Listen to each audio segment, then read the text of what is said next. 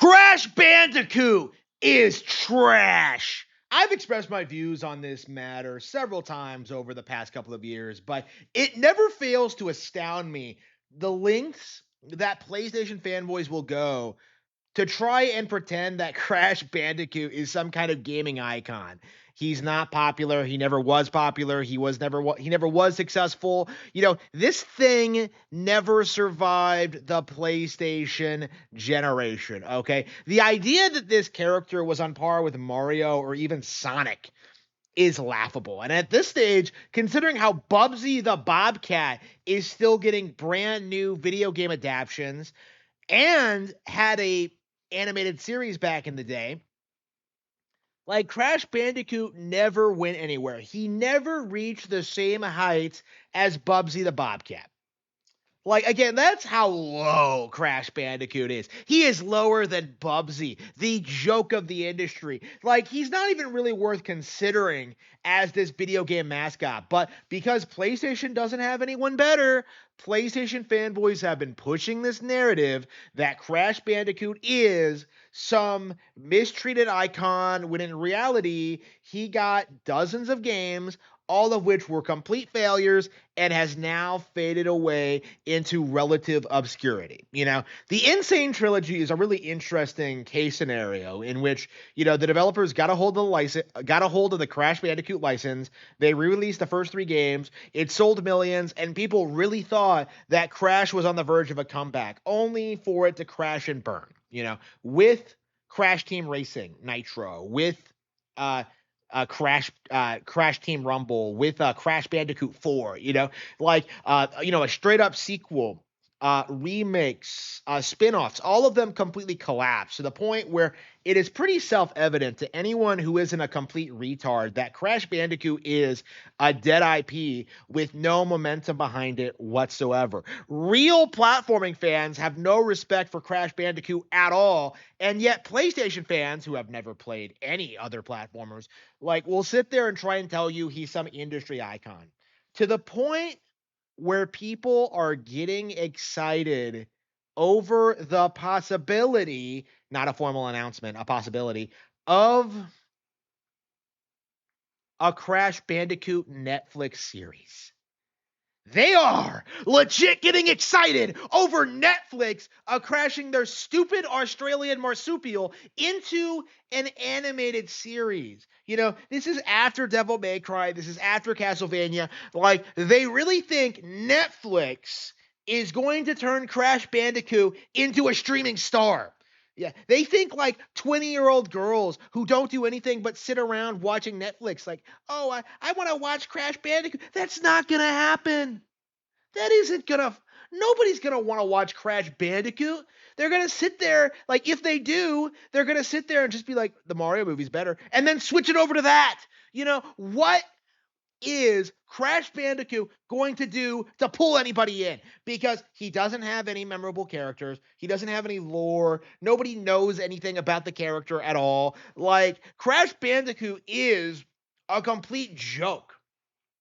And yet, he's going to get a Netflix series.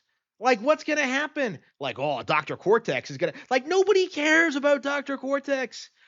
Nobody cares about Dingo Dial or, any of these other stupid fucking characters.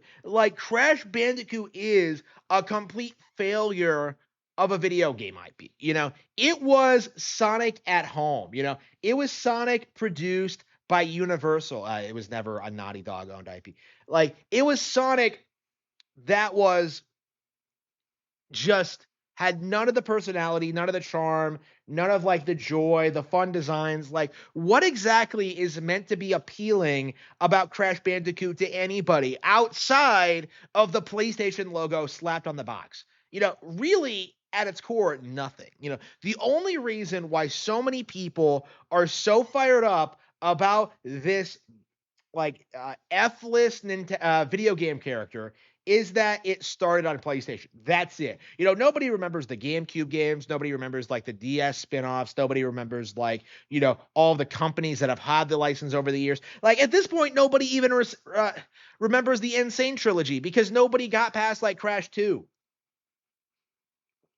Crash is trash, and I am very, very, very tired of people making it out to be some like mainstream hardcore video game platform, like the Dark Souls of platformers from people who don't play platformers. It's like at this point, I half expect them to like say like, "Oh, the Dark Souls of Dark Souls." It's like it doesn't make any sense. It's a complete and total farce, and should be called out for what it is. Like Crash Bandicoot does not hold up compared to Super Mario Bros., to Donkey Kong Country, to Banjo-Kazooie, to dozens of other better video game platformers out there. Like Crash Bandicoot is just not competitive.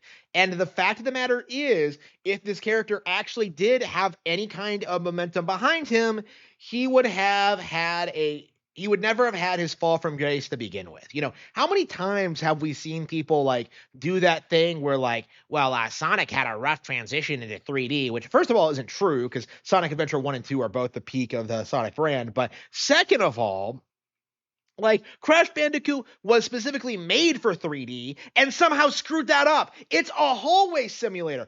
Even in the 90s, Naughty Dog was making games about running down hallways.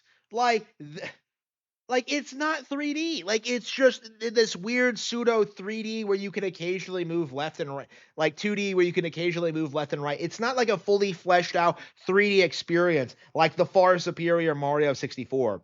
Like it is just bizarre to me that so many people threw everything they had to try and gaslight you into thinking that Crash Bandicoot was some like major gaming IP.